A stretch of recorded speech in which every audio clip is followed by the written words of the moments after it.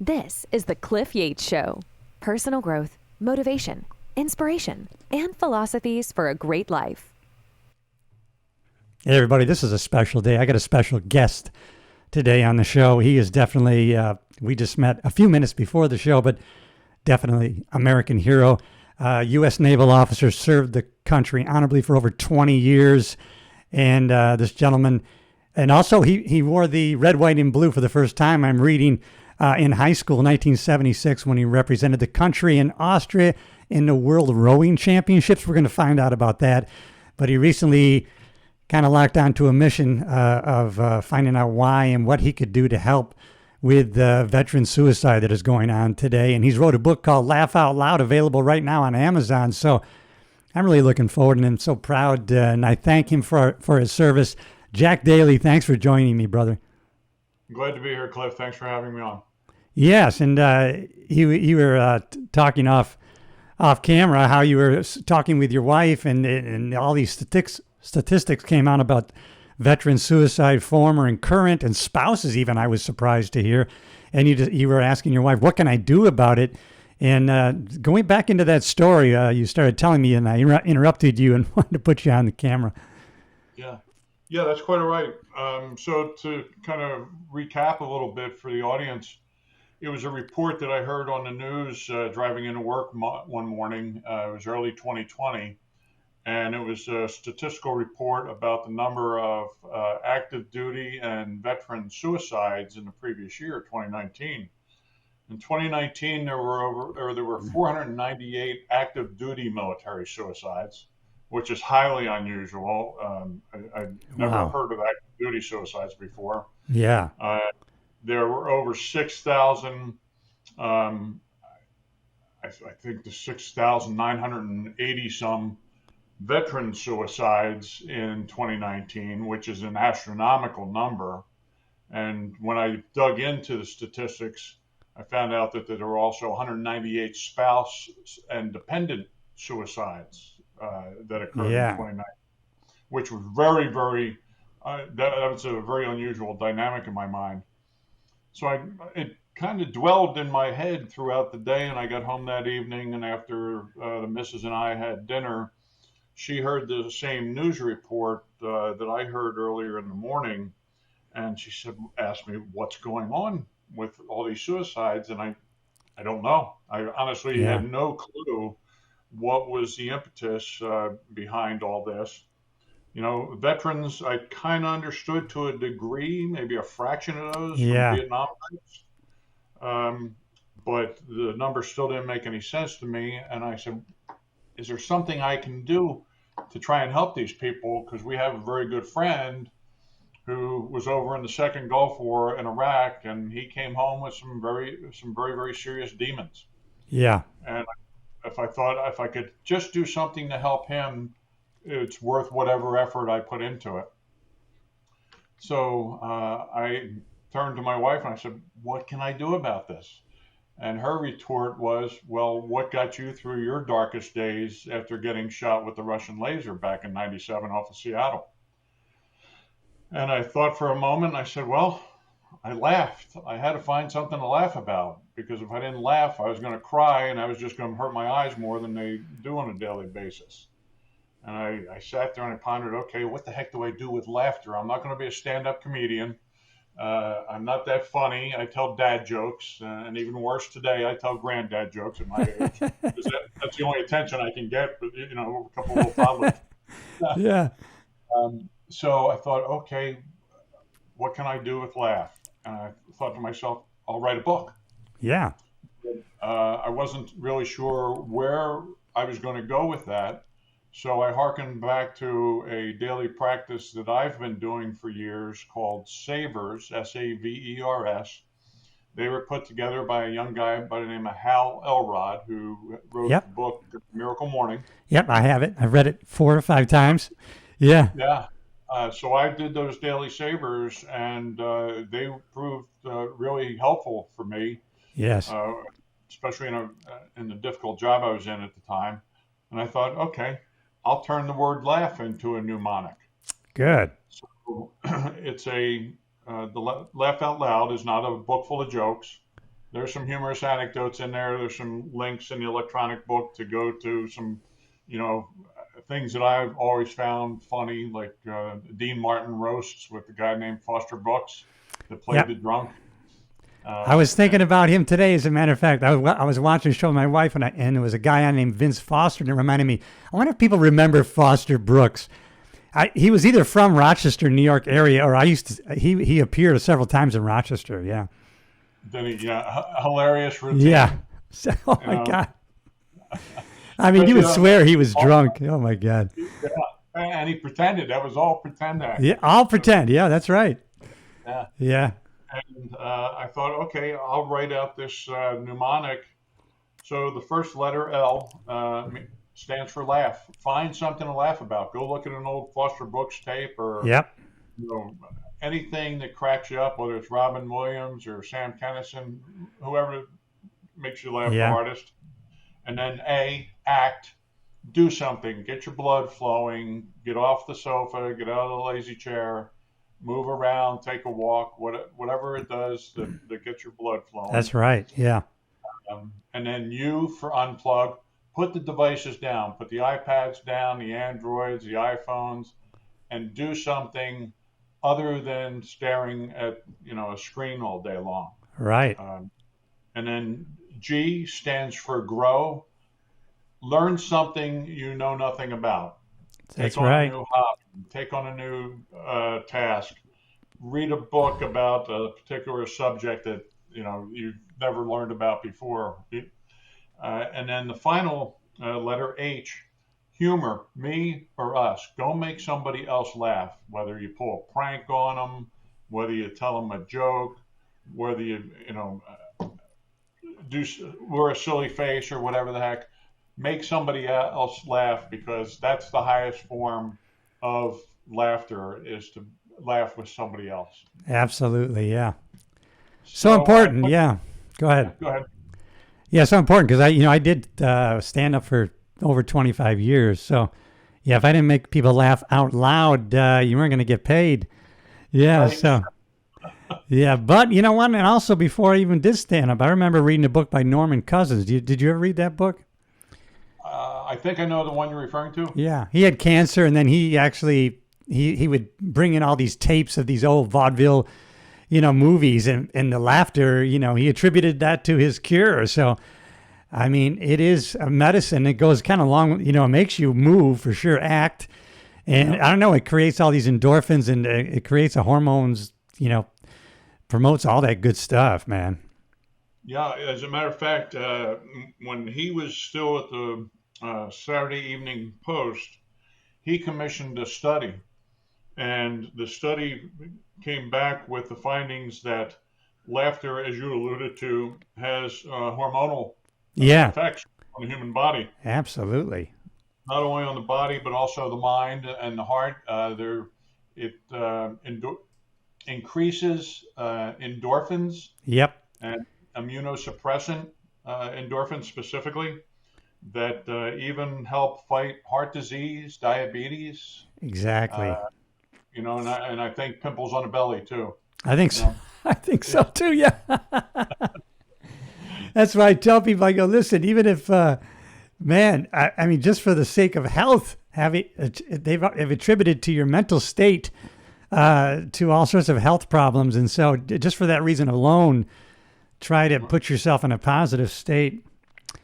Yeah, boy. Yeah, I think you've hit on something big here, and you got a lot of great reviews already on the book. So I'm going to definitely link in the YouTube description is going to have a link for your book, and in the podcast show notes. So please, laugh out loud. You can remember that. Go to Amazon and get that book. It's important. Yeah. It's of all the self-help books that are written, there's, as of the end of 2022, there's about 825,000 plus self-help books written. Everything from anxiety to postpartum depression, which is a real serious problem in and of itself, to zeal wellness. And only 5% of that 825,000 books have ever been scientifically tested to see if they're applicable and they work. the one good thing about laughter is it's been tested numerous times, Right. and it has repeatedly shown to work to increase people's health and mental well-being. Oh man, there's no doubt. And it goes along with what you were saying because I was thinking about. So I went to a couple of Tony Robbins things, and he talked about changing your state, and part of that was to do that is to change your physiology. That goes along with you saying act, move your body in a different way, and then focus on something different. Change your focus. And with comedy, you're focusing on, what somebody's talking about or what they're putting out there, and the other part is to change what you're saying. The language, and so listening to the words of someone else, or even you're putting in your own head that causes you to laugh because it's kind of the flip of the words or the flip of the end of the setup that kind of creates the laughter. So that goes along with your acronym there, laugh, man. That's great, man. I appreciate what you've done there. Tell me more about what happened with the Russian laser. I'm interested in that. It was April 4th, 1997, so just about 27 years ago, Wow. coming up next week. And I was a U.S. Naval intelligence officer assigned to Jeez. the Canadian military up on Vancouver Island off of Seattle. Wow. And we had an issue up there with Russian and Chinese cargo vessels, merchant vessels specifically, civilian vessels, that were interacting with our ballistic missile submarines and our aircraft carriers up there in the Pacific Northwest to the point where they were becoming detrimental to the navigation and causing some other problems. And we wanted to know exactly what they were up to. So I was assigned to the Maritime Forces Command up there on Vancouver Island, just outside of Victoria proper, and studied the issue for about 6 months. Came back to DC, briefed it to the Director of Naval Intelligence and his staff. Got my tasking after that briefing, and the tasking was to take pictures of these ships as close as I could possibly get. Yeah. And the best way to do that was to get on board a helicopter and take photographs from the helicopter. So we worked it out with the Canadian Air Force up there in outside of Victoria to fly around one of these ships on a Friday afternoon next time they were due in and take some happy snaps of this particular vessel. So all was well and good. It was a beautiful day. It was clear. Visibility was unlimited. It was about maybe 62, 65 degrees. Gorgeous, sunny, clear day on a Friday afternoon in April. And we got up airborne, flew out over the Strait of Juan de Fuca, which is the international waterway that separates Canada from the United States. Flew around the ship several times, taking pictures. At one point, because the camera I was using was a brand new Kodak digital camera that I was testing for the Navy, I was hitting the shutter faster than the digital hard drive could keep up. So it froze on me. I put it down in my lap and I looked out at the ship, and for what I mistook as a solar glint, a bright white flash, Yeah. which I assumed was coming off the bridge windows or bare metal on the ship because it was a fully sunny day. I never imagined was anything other than that. Several hours later, after I got back to my office and was packing up to go to Australia on Sunday morning for 10 days, my chief petty officer, who was a U.S. Navy imagery analyst, he was the best in the Navy. I got to hand pick him for the assignment up there to assist me. He walked into my office and he asked me, he said, hey, you took some great pictures. I think these are going to be very valuable for us. He says, are you having any problems with your eyes? And I said, yeah, I think maybe I have something in my eyes because I had my visor up. I was sitting outside on the door, the side door of the helo. And I said, I had to lift up my visor. I must have gotten wind shear down my face, across the eyes, or whatever. I don't know what's what. He said, do you have a headache? I said, yeah, it feels like somebody buried a pickaxe in the back of my head. And he pulled out a piece of paper from behind his back and he laid it down on my desk and he pointed to a spot in the picture and he said, "You caught a laser in this photo." Oh my God. And I said, "Well, hold on a second." I said, "This is the port side running light. It's the navigation light, like every ship has that sails the seven seas, or even a small boat sailing up and down a river Right. has navigation lights, right?" And I said, "Tell me why you think that that's a laser." And he described everything in the picture that he was seeing and that I could clearly see in it as well. And then I grilled him on, well, first I stopped him and I said, "Do you understand what you are telling me?" And Yeah. he says, "I understand exactly." And I said, "Well, let me air it out for you and you tell me if this is what you're telling me." He said, "So you're telling me that a suspected Russian spy ship fired on a Canadian helicopter with a U.S. intelligence officer on board?" I said, "That equates to an act of war." And he said, "Exactly. That's exactly Wow. what I'm." So, to make a long story short, we alerted the rest of the air crew, since it was the first time we had flown with them.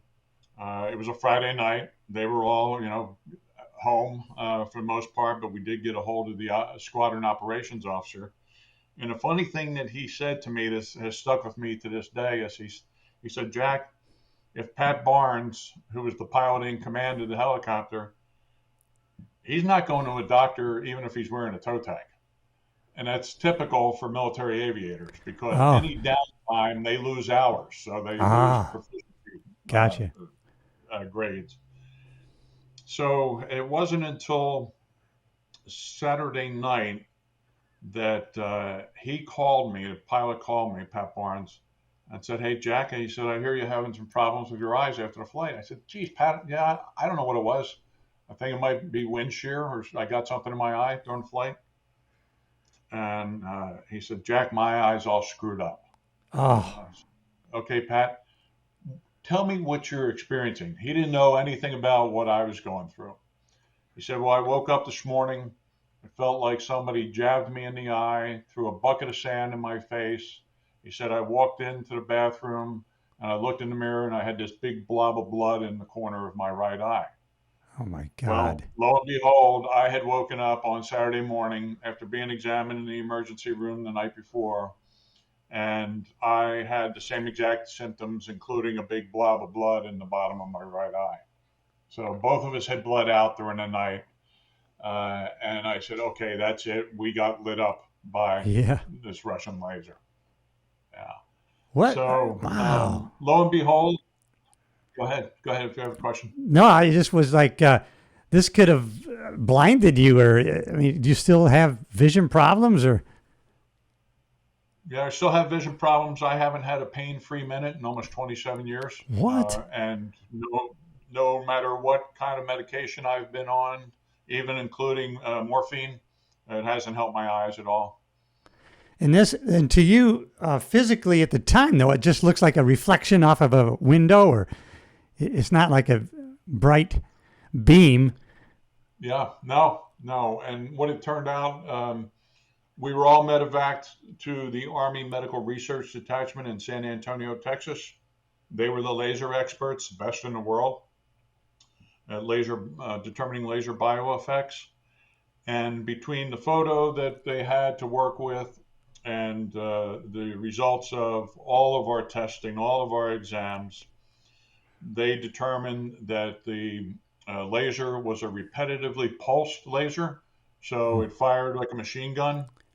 I don't know how many thousands of shots per minute, but the evidence in both of my eyes indicated that I had been hit uh, probably hundreds of times based on Wow. Oh the my God. scarring. And it determined that the Canadian pilot, Pat Barnes, he had been hit in the corner of his right eye because he kept his visor down, plus he was wearing sunglasses. So it just caught him in the corner where the visor didn't cover around his face. I didn't even know they were using these kind of weapons. Was this common? This is 97 they were doing this.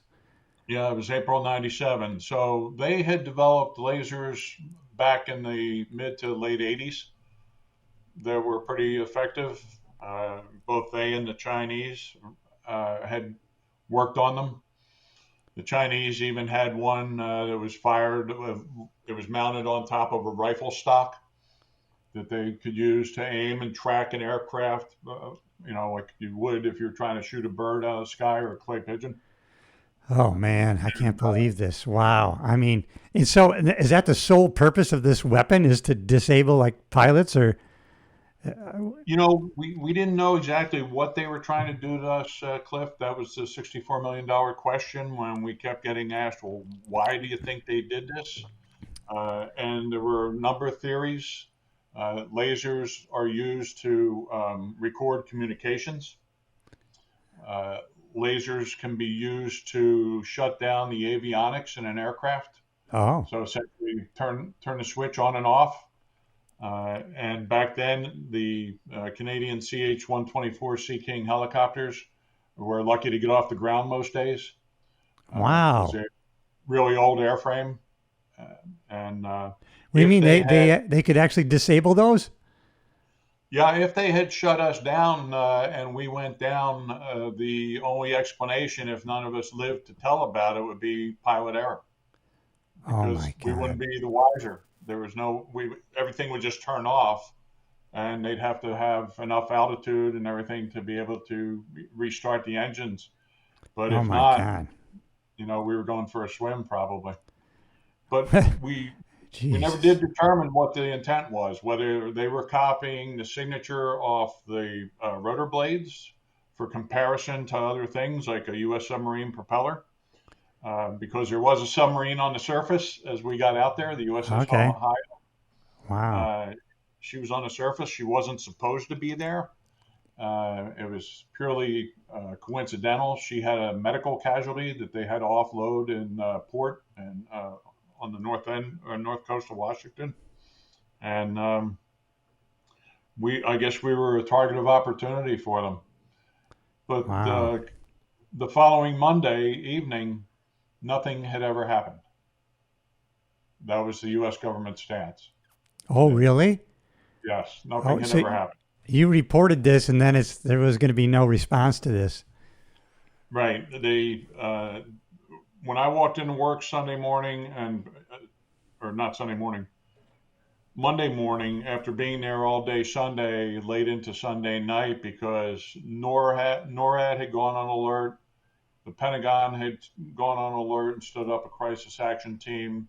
The Canadian Ministry of Defense went on alert because bottom line was North America, the United States and Canada had been attacked by Russia on Friday. Oh my God. And Monday, there was supposed to be a boarding team that was going to go on board the ship named the Capitan Man with a K. And when I departed Monday evening to be medevac down to San Antonio, I was told that the boarding party had already been on the ship and they didn't find anything. Well, as I would find out weeks later after returning from San Antonio, that the boarding party hadn't even been on the ship until after I asked that question at like 5 p.m. They didn't get on until 5:30 p.m. Oh my God. Then, nothing was found, and everything was undertaken to discredit myself, discredit the pilot. We were told that, I jabbed myself in the eye with a stick. The pilot looked at a laser pointer or held his face over the barcode scanner at the grocery store. Oh all my kinds of God. Flow. Yeah. So, Jack, did you?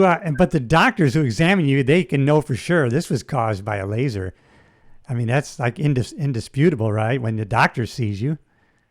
Yeah, you would think it was indisputable. The years later, after I had undergone several years of examinations on a regular basis down in San Antonio, the director of that site threw his entire team under the bus, including the retinologist, the Air Force retinologist that determined the injuries, the scientists that worked for him. He and another doctor, a young up-and-coming Air Force captain, got together, wrote a medical journal article discrediting everything that the previous doctors and scientists had said. So that was part and parcel of the cover up over the whole incident. Oh my goodness. Have you, are you able to even speak about this? I mean, are you been told not to talk about it? No, that veil of secrecy was lifted years ago. The story broke in the press. A reporter by the name of Bill Gertz from the Washington Times, somebody leaked the story to him about 5 weeks after the attack, and it Wow. appeared on the front page of the Washington Times one Monday morning. And it was the same day that Bill Clinton had announced that um, there was a special connection with Russia, that they had just an agreement. I'm sorry, an agreement with Russia, that they were going to be tighter and relationships were getting better. And that story was very timely that Russia attacked the United States and North America right before Bill Clinton says, hey, they're great friends. Yeah. Oh my gosh. We're The bottom line, Cliff, is back then in the late 90s, I mean, it really happened after the late 89 timeframe when the wall came down and everybody believed the Cold War was over. Well, I'm yeah, living proof it never ended. It may have never thawed out a ended. little bit. It never Yeah. ended. Yeah. Yeah. What is I can't imagine the capabilities today. What about those I was reading about what happened to the people at the embassy like in Cuba with the, what are they called? EMPs or those electric magnetic pulse for whatever. Yeah, I Yeah, think they're I think an electromagnetic pulse yeah. in And the those MP. people had headaches too, and they had to take them out of there, and there really wasn't much response to that. But so the capability I can imagine now is very immense on what they can do with these kind of things. Yeah, from the directed energy weapons standpoint, more Yeah, sophisticated than they were back in the 80s and 90s. yeah, they were even talking about a possibility of that in Hawaii and whatnot. I don't know, they were talking about that. But man, that's and you have chronic pain to this day. That's terrible. My God. I wondered It's if uh, it's it's I was going to say the a lot of that is I bet you that sometimes I bet you that even contributes to the suicides, right? Is the people with chronic pain. I think that could definitely be a possibility. I know there are days when it's more than I can handle, Yeah. so I have to sit in the dark because here's something that sounds really um, contrary. It hurts more for me to keep my eyes closed than it does to keep them open. Oh, So really? Wow. yeah, so to keep them open, I sit in the dark as long as I can, and I have to call out of work, so I lose a day's Yeah. sick leave. As a result, I got myself in such a hole a few years ago that I was really behind and sick leave and had to take leave without pay. Oh man, that's terrible, Jack. I'm sorry you're going through that. I just thought the suicide thing because I talked to a gal was cutting my hair and her grandfather was a famous musician. I can't remember his name now, but I go, wow, I remember that band. They were so great. And she goes, yeah, well he suffered from tinnitus from all the concerts and he killed himself because he couldn't take the chronic Couldn't take. ringing in his ears. Yeah. Wow. Wow. I was thinking a lot of our military probably suffer from some of the same kind of injuries that so you're not just your PTSD, but your maybe your tinnitus or whatever it might cause ringing, or in your case, my God, you're almost blinded. Now, how's your vision? It has fluctuated over the last 27 years. I'm on prescription. I think this is number 18 or 19. Yeah, Um, and do you see the military ophthalmologist or optometrist or ophthalmologist probably? Do you go to a private oh, person? I go to civilian. Oh, okay. I see the civilian ones. Yeah, Yeah. it's probably the same person. Or when you first went there, you probably did they know right away something had happened to you?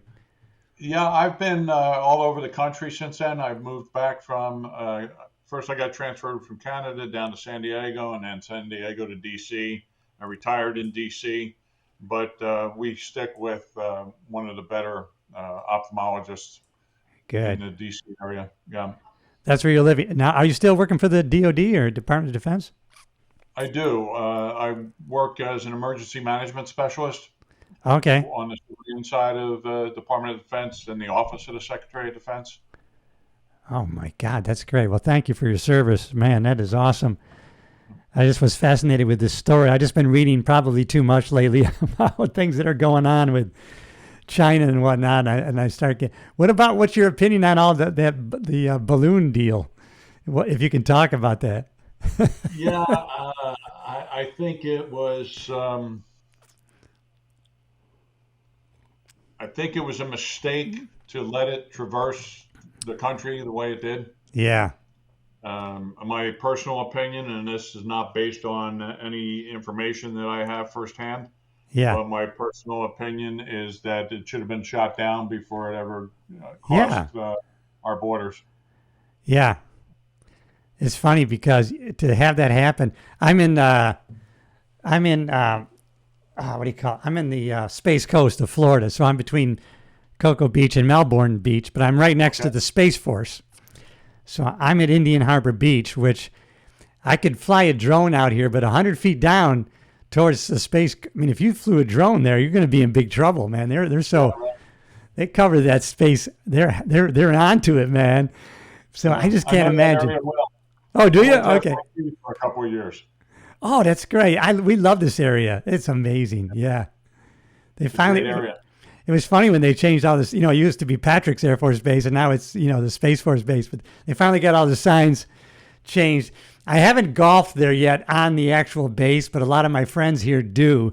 And I went down and got my pass. You had to get a little background check, and they take your picture. But they got a nice golf course, I guess, right there on the base. Air Force always has the greatest golf courses. Is that right? Yeah, they don't have to build ships. Oh my goodness, that's great, Jack. Oh my goodness. Well, I'm glad you're able to work. I'm just, man, there's a lot going on today, isn't there? As with Russia and China and everything else, is there a lot of anxiety over the potential change of administration? I think there is. It's masked pretty well. Okay, and maybe not in the military. I don't know. I don't know. I don't work at the Pentagon, so I don't see those faces every day where the stress would be discernible. Yeah, that's great. Oh my goodness, that's funny, Jack. Well, I'm glad you're still serving. That's kind of what my mission is. When I retired from the LA Sheriff's Department, I said, well, I need a new mission. I just can't be sitting on the beach here. Mm-hmm. So. Man, I like your mission and what you're doing. At one time, they used to have those push-up challenges because it was 22 a day they said was committing suicide. But by these numbers, this is like quadrupled, or it's gotten worse, right? Yeah, it seems to have gotten worse. And I stumbled upon a statistic last week that there were over 50,000 calls to the VA suicide hotline last year. Gosh, that's unbelievable to me. 50,000 in 1 year. Unbelievable. So, of all the statistics, the data point that is missing is trying to, well, why did they commit suicides? That's privacy information if they left a note, but there's no statistic that says X number of the veteran suicides left a note, and here was the reason they stated. So we don't know the reasons in all cases, if other than what the family members might know. Okay, yeah, we did when I was still performing. We have a summer place in the Thousand Islands in the St. Lawrence River, and do you know the area up there? Yes. Yep. Yeah, so we did a fundraiser. So I had a headliner come up, and there was a couple of local comedians and myself, and we did it's troopers supporting troops. It was the New York State Police who did a fundraiser for Fort Drum up there in Watertown, and then for PTSD they take them out on fishing trips, and they have a thing through the River Hospital in Alexandria Bay, and they help the troops there, veterans suffering from that. And also, I saw a movie last night. Now I'm talking to you. It's called Mend the Line. I don't know if you've heard of it. No, I haven't. That's a new one on me. Yeah, check that out because it's on Netflix. Mend the Line, and it's about these vets, and they get them into this program where this one old vet, he trains another vet who comes back from Afghanistan, and he fly fishes, and they determined that this fly fishing has a real positive effect on them mentally, and it's very healing. And so, man, it's really a good story. Yeah, I would recommend that. Yeah. Well, I've been in touch with an organization that's located in South Central Ohio. It's called SaveAWarrior.org. SaveAWarrior.org. Okay. Yes, and one of the things that they told me was that they had linked veteran suicides to troubled childhoods. That there's a direct connection between an individual having a challenging or troubled or abusive childhood, to whatever degree and method that abuse took place, to PTSD and wartime service in combat, and then culminating in suicide. So they have a program out there in Ohio where they bring these vets in and they run them through, I think it's a week-long program, 5 to 7 day program, where they take them through a series of classes and exercises where they help them kind of get their minds straight. Yeah. So they can try and prevent that vet from committing suicide. But they said they have made that direct linkage. Wow. That seems, I don't know. What do you think about that? What's your opinion on that? That's for the number of suicides that have taken place. Let's see, there have been over 30,000 since 9/11. Jeez. And that was the report that the USO put out in 2021. So in that 20-year period, there were over 30,000 veteran suicides compared to the 7,000 that died in combat in that 20-year period. So 4 times as many.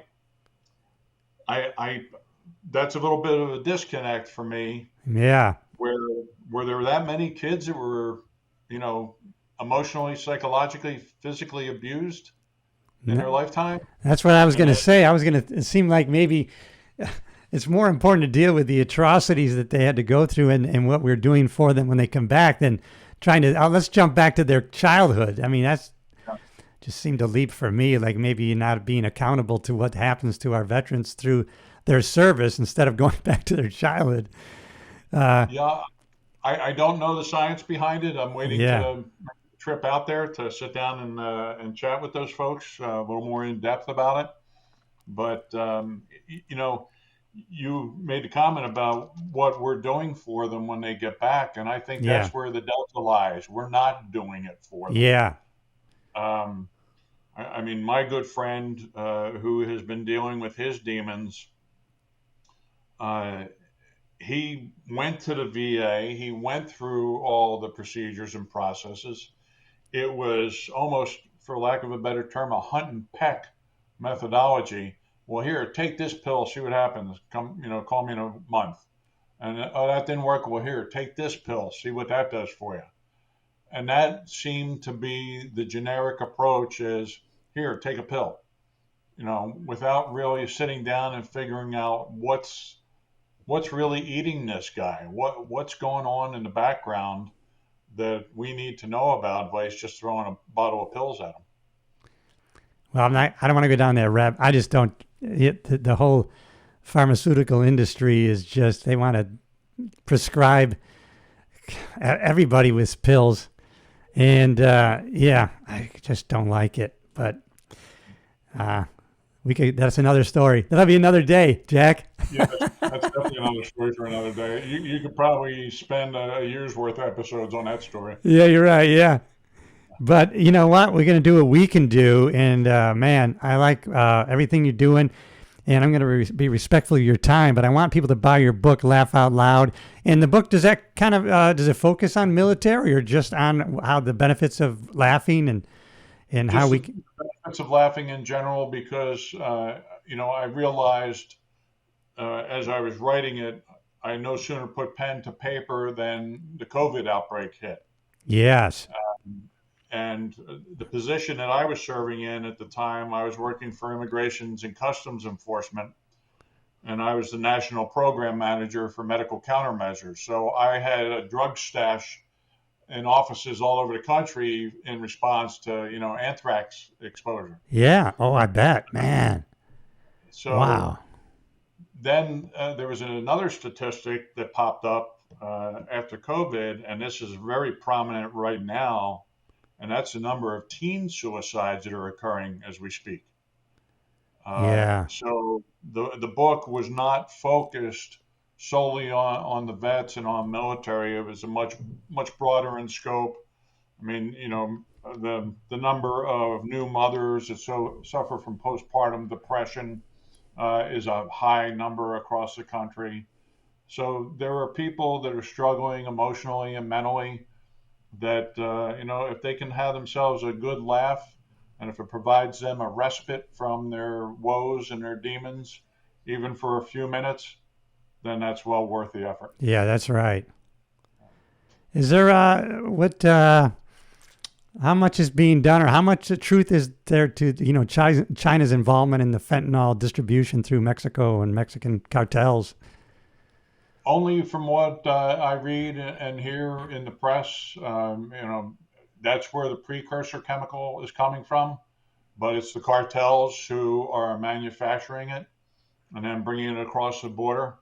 So until we realize that fentanyl has become a weapon of mass destruction, just as much as anthrax or sarin gas or any one of those other WMDs, it's not going to be treated properly. Yeah, I think you're right. I think people, they're looking at it as a drug from a drug dealer's perspective. Well, drug dealers, they don't want their customers to die, and so when that's the end result, you have to look at the motive in a different perspective, right? More of as a weapon. Exactly. It's been weaponized, and if we think, and when I say we, I don't include you or me in this, but if the so-called leadership in this country thinks that it's not a weapon, they're sorely mistaken. Right, They need to wake up, because there are just far too many deaths that have occurred in this country as a result of that drug. I mean, if you're in China's position, or any opposition to us position, if I can take out 100,000 military-age males from our country every year without firing a shot, we're doing pretty good. We don't even need to. We don't have to make advances with our military. Well, a couple of Chinese colonels in the People's Liberation Army wrote a paper. It's been about almost 2 decades ago, actually 3 decades ago, where they said they had a series of warfare techniques they were going to use to defeat the United States. And there's a book that's been written on that paper. It's called Unrestricted Warfare. I'm reading it. Yeah. You're reading it, and you realize, just like I do, that what they wrote is happening as we speak.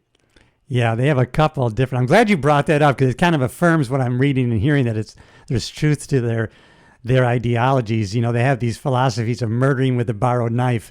They can distance themselves from the actual action. And man, it is just scary. And on one hand, though, on the other hand, maybe we're becoming more aware of it. But I'm just, man, I don't know. There was a guy on. I listened to this guy, Sean Ryan. He has a guest on his podcast. They're on for like 5 hours, but he's a guy. He has a fellow SEAL that's been down in the Darien Gap, who's been really filming a lot of what's going on there. And there's a couple of camps down there, and one of them is a Chinese camp. And the amount of people that now are coming through, and they're actually building another bridge that's going to be pretty wide. Yeah, man. So there's truth. I read that yesterday, as a matter of fact. Yeah. So he even had drone footage of this stuff, right? And so, And he's been down there by himself. He goes, well, he's ingratiated himself with the Indian tribes down there, and he goes around with them. Matter of fact, he said, I'm safer alone. It's when I'm with these groups that I'm going to get shot at.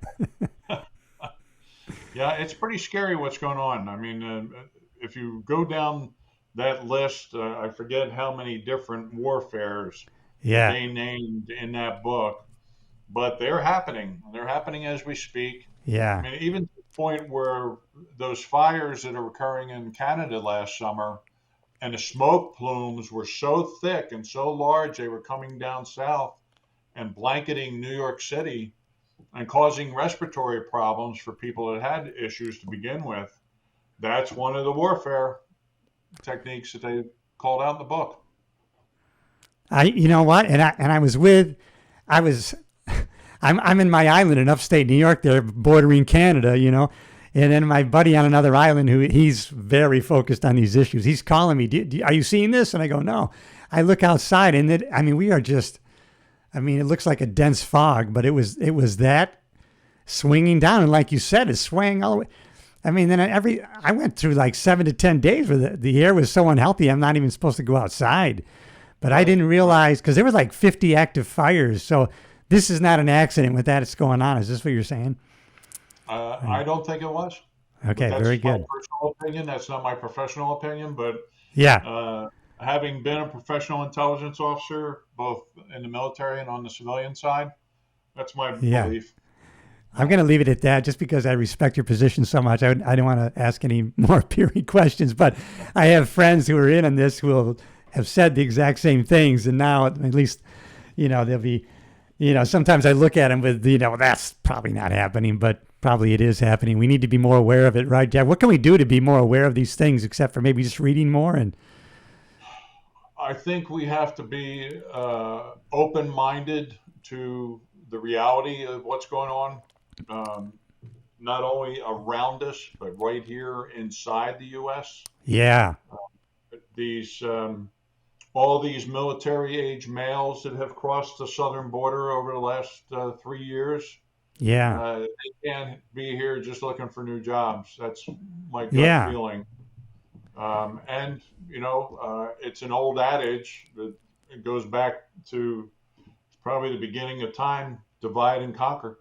Yeah. Oh my goodness. An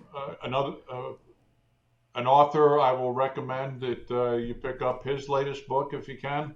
Yeah. Colonel Antal. That's spelled A, N as in Nancy, T as in Tango, A as in Alpha, L as in Lima. Colonel Antal. If you go to the SOF Rep website, that's Sierra Oscar Foxtrot Romeo Echo Papa. Yep. Okay. And look in their book section. He gave a briefing to our group this past Friday, and his bottom line was, he said, we better get prepared and get prepared doggone fast and change our mindset about how the U.S. thinks about warfare, because we ain't ready and it's coming. Wow. You're not the only person to say that, but now I'm getting it from somebody with inside information. And man, so it is. So a lot of people here are doing things like, based on, I don't know if were you affected by when AT&T went down a month ago? A little bit. Yeah. A little bit. Yeah. My phone was down for 6 hours, and I just attribute it to myself, so I'm turning my phone on and off.